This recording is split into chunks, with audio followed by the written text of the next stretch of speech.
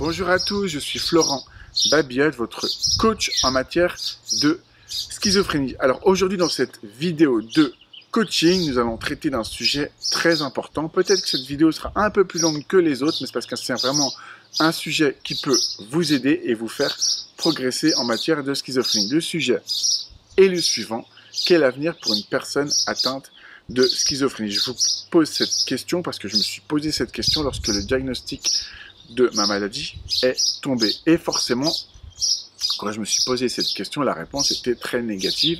Pourquoi? Parce que la schizophrénie est une maladie taboue, est une maladie très connotée négativement, et c'est un euphémisme de le dire. C'est aussi une insulte quand on dit qu'une personne est schizophrène, c'est souvent une insulte dans le langage courant. Donc quid de changer peut-être d'appellation pour cette maladie, pour justement dédramatiser cette maladie et la rendre moins tabou. Donc le problème qui se passe quand on a ce diagnostic, c'est que c'est violent, c'est brutal, c'est sournois, c'est pernicieux. Et donc du coup, quand on a ce diagnostic qui nous tombe sur la tête, on n'a pas envie d'être étiqueté comme une personne atteinte de schizophrénie.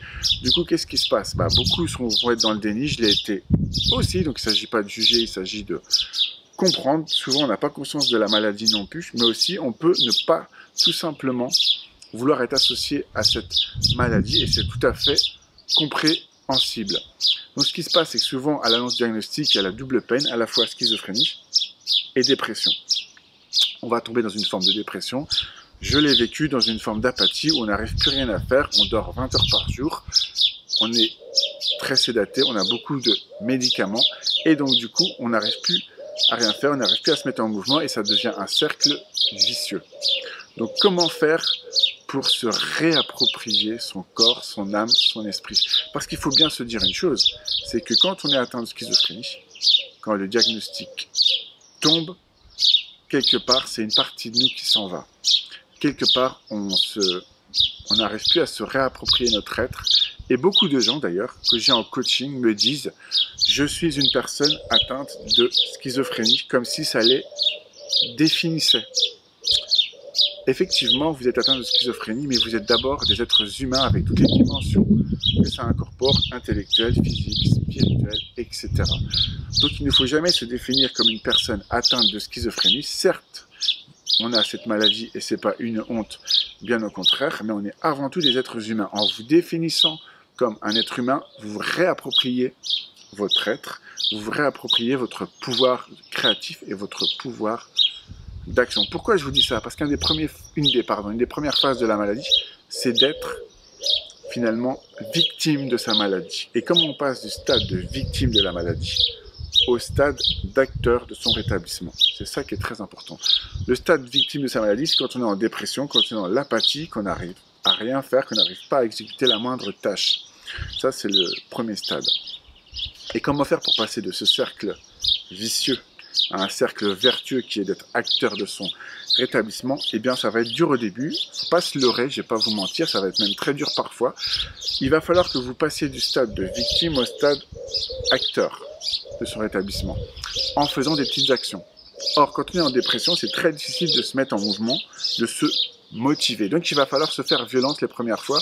Pour fait, ça peut être n'importe quoi. Ça peut être faire la vaisselle, ça peut être faire du ménage, ça peut être faire une activité créative qui vous plaît ou qui vous plaisait avant et que vous n'arrivez plus à faire. Même si c'est pas longtemps, même si c'est que 5 minutes, écoutez-moi bien, c'est une victoire si vous y arrivez. Il faut y aller petit pas par petit pas. C'est très important ce que je vous dis, c'est la technique des petits pas. Donc qu'est-ce qui va se passer?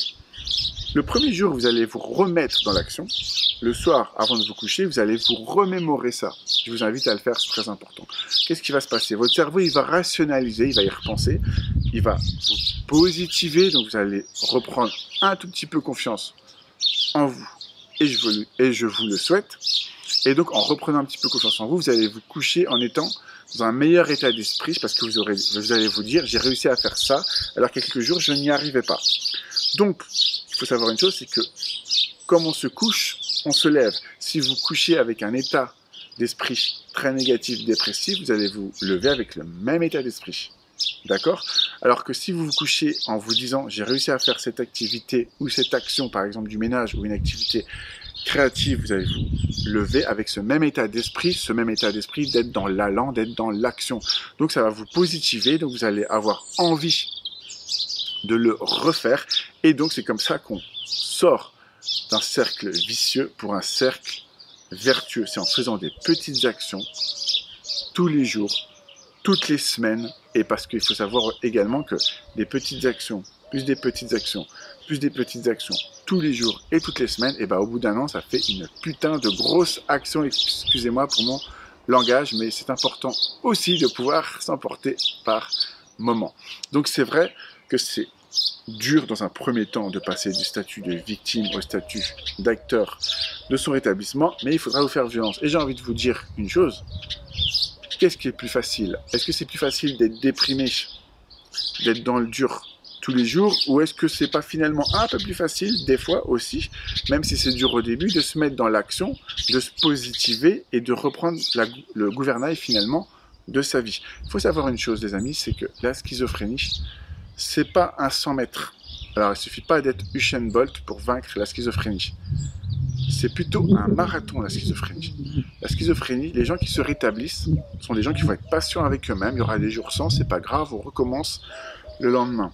Mais surtout, ce sont des gens qui sont patients, ça on vient de le dire, mais qui sont motivés sur de la durée.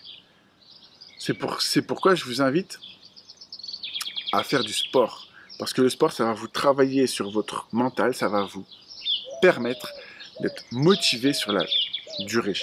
Alors, comment faire du sport? Pas n'importe comment. Parce que souvent, les gens sont très motivés au début. Ils se lancent un nouvel objectif. Super, je vais faire du sport.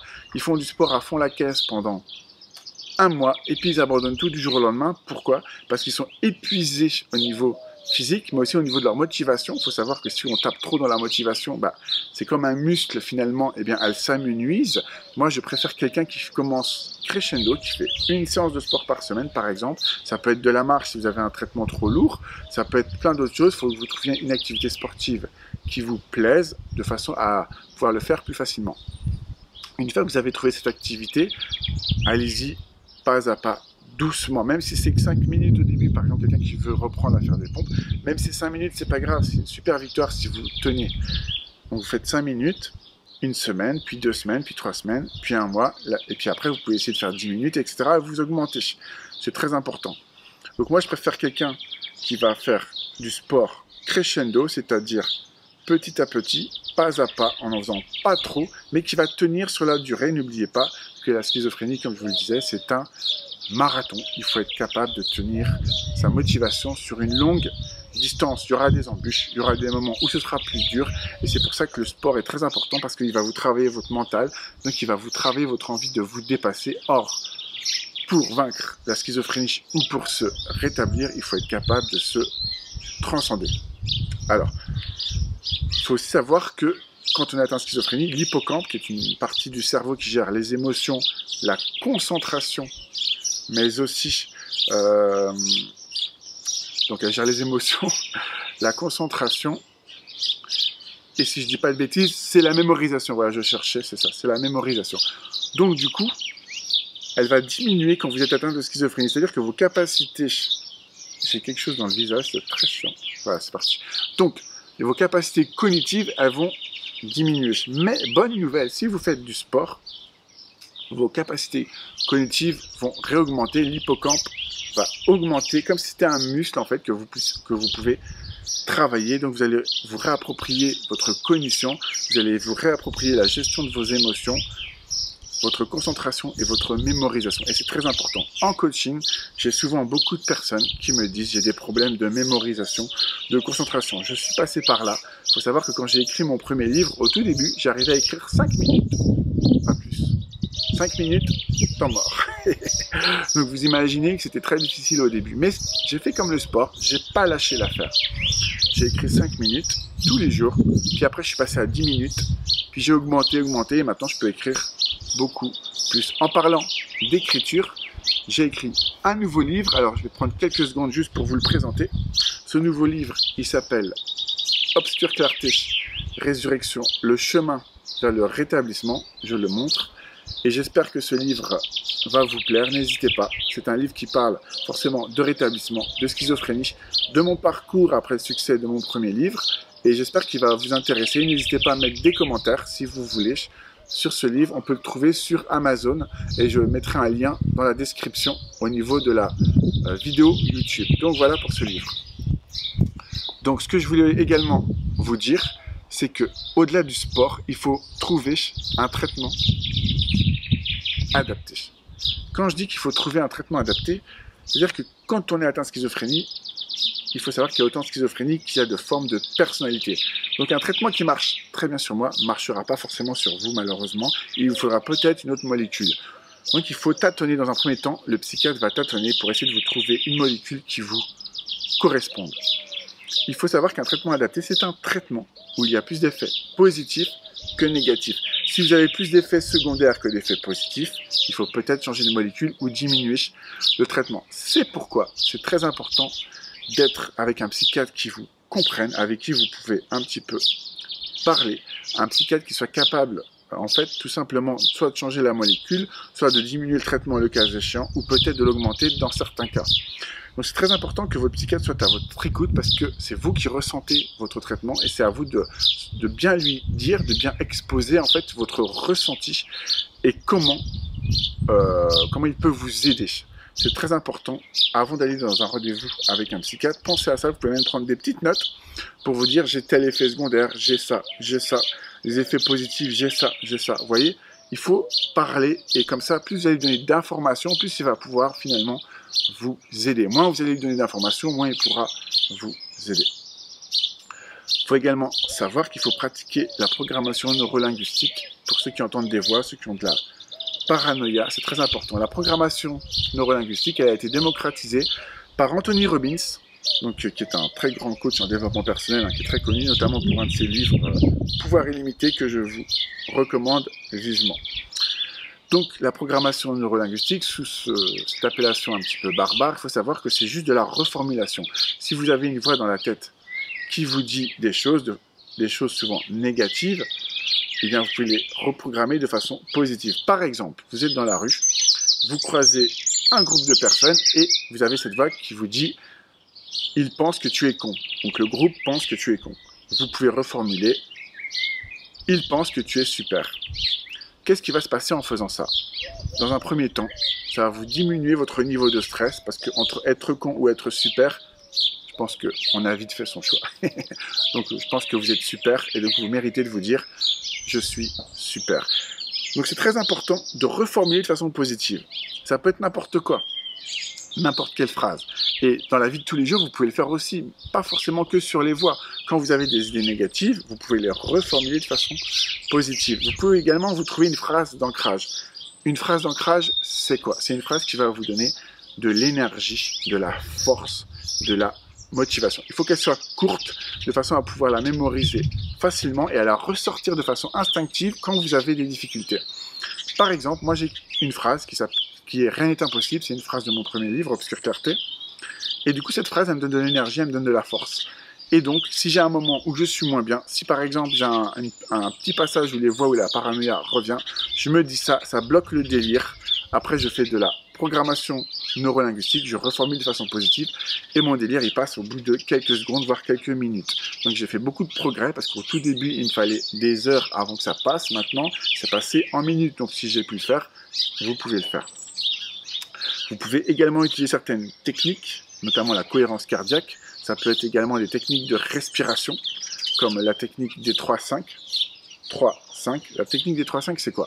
C'est j'inspire profondément pendant 5 secondes. Je maintiens pendant 5 secondes et j'expire lentement et profondément pendant 5 secondes. Qu'est-ce qui se passe? Ça va suroxygéner votre cerveau, faire diminuer tout de suite le niveau de stress. Quand vous êtes dans un moment où vous sentez que la crise elle arrive, ça peut justement beaucoup vous aider. Je le fais sur moi. Je le fais également lorsque j'ai des coachings et j'ai d'excellents retours sur cette méthode qui marche très bien. Vous pouvez également, si vous sentez que la crise arrive, vous pouvez également écouter de la musique, plutôt de la musique douce, quelque chose d'apaisant. Sur YouTube, on trouve plein de musique relaxante. Ça peut aussi être un morceau qui vous plaît, mais qui est plutôt ambiance chill ou relaxant, hein, quelque chose voilà, qui puisse vous détendre. Et en faisant ça, vous allez vous détendre et vous allez voir que la crise va passer beaucoup plus facilement. Vous pouvez également marcher, car la marche est très bon pour se vider l'esprit et pour se vider les voies aussi. Donc c'est vrai que c'est très important de faire de la programmation neurolinguistique. Il y a également autre chose que je voudrais vous dire, c'est qu'il faut arrêter de s'auto-flageller quand on est atteint de schizophrénie. Moi, le premier, je l'ai fait. Hein. Je suis con, j'ai cette maladie, j'arriverai à rien, ça sert à rien d'essayer. Donc je ne m'octroyais pas finalement le droit d'avoir des rêves. Heureusement que je ne me suis pas écouté, parce qu'aujourd'hui, j'ai écrit 3 livres. J'ai fait des conférences dans le ministère de la Santé. Je fais du slam, je fais du coaching. J'aide à la fois les familles et les personnes atteintes de schizophrénie. J'ai beaucoup de chance. J'ai beaucoup de chance. Et puis j'ai été aide-soignant avant aussi, dans l'unité dans laquelle j'avais été interné. Mais cette chance, je l'ai provoquée en faisant des efforts. Ne vous interdisez pas, les amis, d'avoir un rêve, un projet. C'est pas parce que vous êtes atteint de schizophrénie que vous ne pouvez pas réaliser un rêve, un projet, ou tout simplement avoir une belle vie. Mais il y a une méthode pour ça. Parce qu'on se dit un rêve, pour certains ça peut sembler inaccessible, même pour certains ça peut les bloquer. Et ça je peux le comprendre, je suis passé par là aussi. Donc si le rêve vous bloque, qu'est-ce que vous faites? Vous le fractionnez. Qu'est-ce que j'entends par fractionner? Si vous avez un objectif, par exemple mon objectif à moi c'était d'écrire un livre, mais j'avais que 5 minutes de concentration au tout début comme je vous l'ai dit, donc j'ai fractionné. C'est-à-dire que j'ai fait 5 minutes, plus 5 minutes, plus 5 minutes, plus 5 minutes, plus 10 minutes, plus 20, plus 1 heure, plus 2 heures, etc. Je l'ai fractionné, je me suis fixé des objectifs à court et moyen terme. C'est-à-dire je me suis dit, eh ben, au bout d'1 an, ce serait bien d'avoir fait au moins 100 pages, et au bout de 2 ans, d'avoir fait 200 pages. Vous voyez? En faisant ça, en fractionnant mon rêve tous les jours et toutes les semaines, en faisant un petit peu, parce que fractionner finalement, c'est en faisant un petit peu toutes les semaines, ou tous les jours. C'est comme ça qu'on fractionne un rêve, et c'est comme ça qu'on réalise son rêve.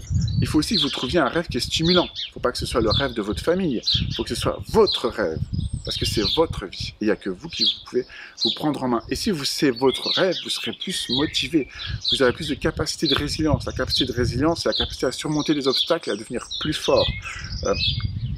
Par exemple, le jour où ma maman est revenue de l'UNAFAM, qui est une association pour les familles et les personnes atteintes de schizophrénie, elle est revenue de l'UNAFAM, il y avait des groupements de parole, et dans ce groupement de parole, on parlait de personnages, de personnes qui ont réussi des choses incroyables malgré des maladies psychiques. Donc il y avait John Fornash et d'autres personnes, dont pas mal d'artistes notamment, qui avaient réussi à changer le monde. Donc quand ma mère est venue avec ce listing de personnes, ça a changé ma perception de la maladie. Je me suis dit, peut-être tu peux pas changer le monde, mais tu peux au moins changer ta vie. Eux, ils ont réussi à changer le monde, donc tu peux changer ta vie. Et je me suis autorisé à écrire. J'ai eu comme un choc, un déclic, et dès le lendemain, j'ai commencé à écrire mon premier livre, Obscure Clarté. Ça a été très dur, hein, comme je vous le disais, j'avais une capacité d'écriture de 5 minutes, mais j'ai persévéré et j'ai pas lâché l'affaire. Donc c'est ce que je vous invite à faire, à persévérer et à ne rien lâcher. N'écoutez pas les gens qui vous disent « tu ne peux pas ». Écoutez plutôt ce que vous voulez faire, essayez. Il n'y a rien de pire dans la vie que de ne pas essayer. Parce que moi, je n'en voudrais jamais à quelqu'un qui se dit « j'ai essayé, mais j'ai pas réussi ». Il a essayé. Il a essayé. Le pire, c'est de ne pas essayer. Se réveiller à 90 ans, j'aurais dû. Et là, souvent, c'est trop tard. Par exemple, je voulais être basketteur professionnel quand j'étais plus jeune. J'ai essayé. J'ai pas réussi. Mais c'est pas grave, j'ai essayé. Je n'ai rien à regretter. Vous voyez? C'est ça en fait. Et par rapport à la schizophrénie, il faut essayer. Essayer, réessayer jusqu'à ce que ça marche. Trouvez-vous un rêve qui vous stimule. Si vous n'arrivez pas sur ce rêve-là, c'est pas grave, trouvez-vous un autre rêve. Vous voyez? Moi j'avais le rêve de faire basketteur. Ok, j'ai pas réussi, ça a été dur au début quand j'ai compris que je pourrais pas réaliser mon rêve, mais j'ai fait d'autres choses. Donc c'est vraiment très important. Je voudrais également vous parler de la gratitude. Il faut que vous soyez amis avec vous-même. J'en entends beaucoup s'auto-flageller lorsque je suis en coaching avec eux. Pourquoi? Parce qu'ils ont perdu totalement confiance en eux, en leur être, en leurs sensations, en leur esprit. Et donc, ils sont toujours en train d'être négatifs envers eux-mêmes. Et moi, je les invite souvent à voir le verre à moitié plein au lieu de le voir à moitié vide. La gratitude, ça va être par exemple, à la fin de la journée, vous remémorez les choses positives que vous avez faites dans la journée. Et j'en entends déjà dire, j'ai rien fait de positif, ça n'existe pas. Dans la journée, vous avez forcément fait quelque chose de positif. Même si c'est un détail, même si c'est 3 fois rien. D'accord? Raccrochez-vous à ça. Raccrochez-vous aux choses positives. Soyez amis avec vous-même. Ne vous interdisez pas non plus d'être en couple. Je coach des personnes qui, parce qu'ils sont malades, s'interdisent d'être en couple. Alors, on n'est jamais plus fort que lorsqu'on est à 2. Évidemment, vous n'êtes pas obligé de parler de la maladie tout de suite. Pourquoi? Parce qu'elle ne vous définit pas. Vous êtes d'abord un être humain. Par exemple, une personne atteinte d'un cancer, quand elle vient et qu'elle découvre une nouvelle personne, elle ne dit pas « je suis cancéreux ». Elle dit « je m'appelle, je sais pas moi, Mathieu, j'aime la musique, j'aime tel truc ». Enfin, vous voyez. Donc, vous ne définissez pas par la maladie. C'est vraiment très important. Donc, j'insiste sur avoir de la gratitude envers le monde, envers vous-même. Et vous pouvez également considérer, c'est ce que j'ai fait, que la maladie, certes, il y a une forme d'handicap, mais c'est aussi une force. Pourquoi? Car les gens qui sont atteints de cette maladie sont souvent très intelligents, ce sont souvent des gens créatifs qui sont doués dans les arts. Donc, considérez cette maladie aussi comme un atout. Et en faisant ça, vous allez reprogrammer votre cerveau, vous allez être plus dans l'action. Et vous allez pouvoir faire des choses. Je vais terminer cette vidéo en vous disant une phrase que j'ai lue dans un livre de développement personnel que j'aime beaucoup. C'est que le meilleur cadeau que l'on puisse faire au futur, c'est d'être dans le moment présent. Pourquoi? Parce que le futur se prépare dans le moment présent. Le futur, c'est maintenant. Si vous appliquez tout ce que je vous ai dit dans cette vidéo, vous aurez de grandes chances d'avoir un bel avenir. En tout cas, c'est ce que je vous souhaite. J'espère que cette vidéo vous a plu. Je vous dis à très bientôt pour de nouvelles aventures.